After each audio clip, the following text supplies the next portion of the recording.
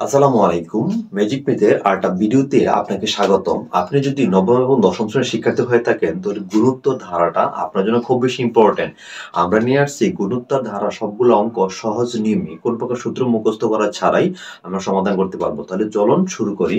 আমরা আজকে আলোচনা করব গুণোত্তর ধারার অনুসরণী 13.2 এর 6 নম্বর অঙ্ক। আমরা 9 নম্বর অঙ্ক এর আগের মধ্যে আলোচনা করেছিলাম। আমরা আলোচনা করব 6 নম্বর অঙ্ক। তাহলে 6 নম্বর অঙ্কটা দেখেন, আপনি যদি এই ভিডিওটা সম্পূর্ণ দেখেন তাহলে গুণোত্তর ধারার কিভাবে সমষ্টি বের করবেন। সমান্তর দ্বারা সমষ্টি বের করা খুবই সহজ, কিন্তু গুণোত্তর দ্বারা ক্ষেত্রে সমষ্টি বের করার ক্ষেত্রে একটু প্রবলেম হয়। আজকে আমরা এই প্রবলেমটা সহ সম্পূর্ণ সমাধান করব। আপনি যদি সম্পূর্ণ ভিডিওটা দেখেন আশা করি বুঝতে সুবিধা হবে। তাহলে এখানে বলছে 3 9 27 ধারাটির 14টি পদের সমষ্টি। এই সমষ্টি কিভাবে বের করবেন? সমষ্টি শব্দটা কিন্তু একটু প্রবলেম লাগে, কিভাবে বের করবেন দেখেন। আমরা আগে ধারাটা বের করি। তো ধারাটির প্রথম পদ হলো এ এর মানটা হবে সবসময় প্রথম সংখ্যাটা এ। তারপরে আর ধারাটির সাধারণ অনুপাত গুণোত্তর, যেহেতু দেখেন গুণোত্তর কিভাবে বলবেন দেখেন, 9 থেকে 3টা থাকে 6, 27 থেকে 9 গেলে থাকে আরো অনেক কিছু, অনেক বেশি থাকে, 6 তে বেশি থাকে, তার মানে এটা অসমান। পার্থক্যটা অসমান হইলে এটা গুণোত্তর ধারা। আর গুণোত্তর দ্বারা হলে এটা কি লিখবেন? সাধারণ অনুপাত।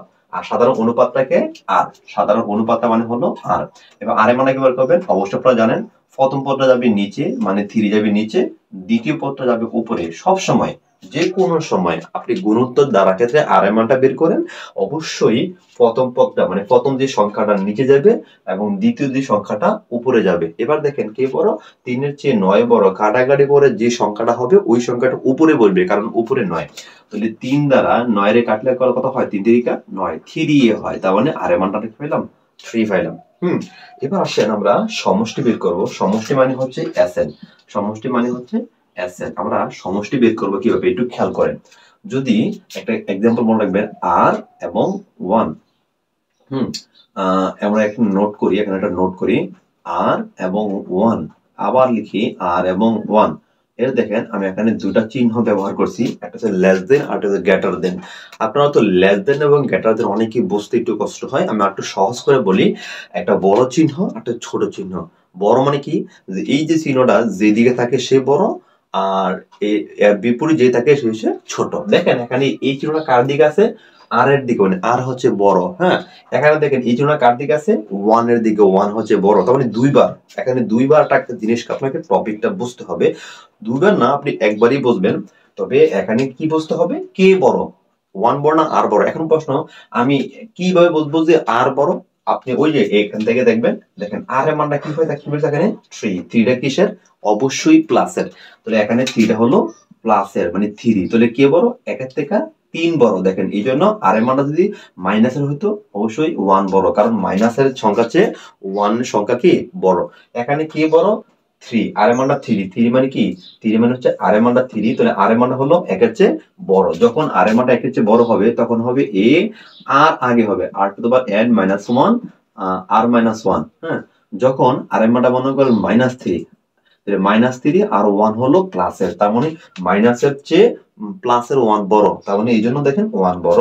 তখন এখান থেকে আসবে a r to the power 1 minus r to the power n 1 minus r। শুধু শুধু যে আগে যে বড় হয় সে আগে আসবে। দেখেন এখানে r বড়, এই জন্য ব্র্যাকেটে r আগে আসছে, 1 পরে গেছে, অবশ্যই r এর পাওয়ারে n হবে। এখানে কোনো r এর পাওয়ারে n নাই। দেখেন এখানে যদি r এর মানটা মাইনাসের হয় তাহলে অবশ্যই 1 বড়। দেখেন আগে 1 আসছে, পরে আর আসছে আর এর পাওয়ারে n। তো মানে এতটুকু বুঝতে হবে, যদি 1 এর চেয়ে মানে সূত্রের 1 এর চেয়ে আর এর মানটা মাইনাসের হবে, মানে এক কথা শেষে আর এর মানটা যদি একের চেয়ে বড় হয়, 2 3 4 5 হবে, প্লাসের হইতে হবে। যদি বড় হয় তাহলে আগে আর আসবে, আর যদি আর এর মানটা একের চেয়ে ছোট হয় তাহলে কি আসবে? অবশ্যই 1 আসবে। তারপরে আশা করি এই টপিকটা বুঝতে পেরেছি। এখানে দেখেন আমাদের এখানে আর এর মানটা হলো 3 মানে যুগের 3, তার মানে একের চেয়ে বড়। তাহলে সূত্রে 1 প্লাস আর আগে আসবে, কারণ আর এর মানটা বড়, আর -1, তারপর আবার আসবে আর -1। খেয়াল করেন এই সূত্রে ঠিকই থাকবে, কিন্তু এখানে আর এর মানটা হলো একের চেয়ে বড়, মানে আর এর মানটা 3 একের চেয়ে বড়, তাহলে r to the power n -1 আর -1। এবার আমরা মান বসাবো। মানগুলো দেন কি হয়? a বসা কি আসছে? 3। হ্যাঁ 3, আবার আর বসালে কি আসতেছে? 3। n এর মানটা আমরা বের করব -1, আবার r এর মানটা 3 মাইনাস হলো 1। আমরা এবার এই টপিকটা আমরা এটা রেখে দিলাম আপনাদের জন্য, আপনারা নোট করে নেবেন। এবার আমরা এখান থেকে এখানে করি, দেখেন তাহলে এখানে আমাদের কি দাঁড়াইলো, 3 থেকে 1 গেলে থাকে 2। এখানে আমাদের কিছু বলছে চতুর্ভুজ সমষ্টি। শিক্ষার্থী বন্ধুরা, এর মধ্যে চতুর্ভুজ সমষ্টি অবশ্যই আমরা এখানে কি লিখবো, আবার লিখবো SN, N বলতে আমাদের কত 14। এই S থেকে থাকবে, N বলতে 14। যদি সমষ্টি সংখ্যাটা বলে N বলতে যত, তত N বলতে 14 বলছে, তো N বলতে 14 হবে। তো আমরা এখানে N বলতে 14 হবে, N বলতে হবে 14।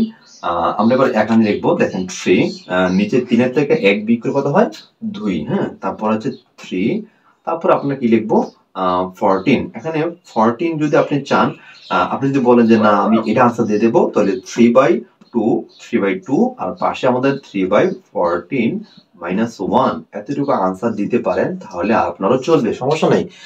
তবে আপনি যদি চান যে না আমি 3/2 তো লাগবো, 3/14 এর মান বসাবো, তো 3/14 এর মানটা কত হবে আপনাকে অবশ্যই একটু বের করতে হবে।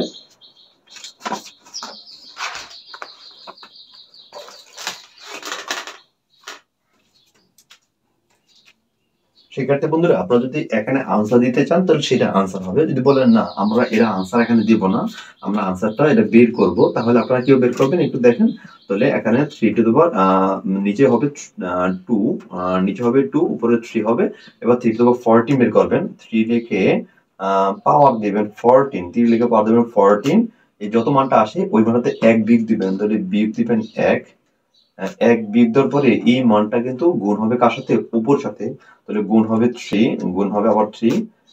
আমাদের কি আসতেছে, আমরা একবার লিখে নেব, তাহলে আসতেছে 1 4 3 4 8 9 0 4। হ্যাঁ, এরপরে আবার ডিভাইডেড 2, আবার ডিভাইডেড আসছে 2, তাহলে আসতেছে 7 1 7 4 4 5 5 2।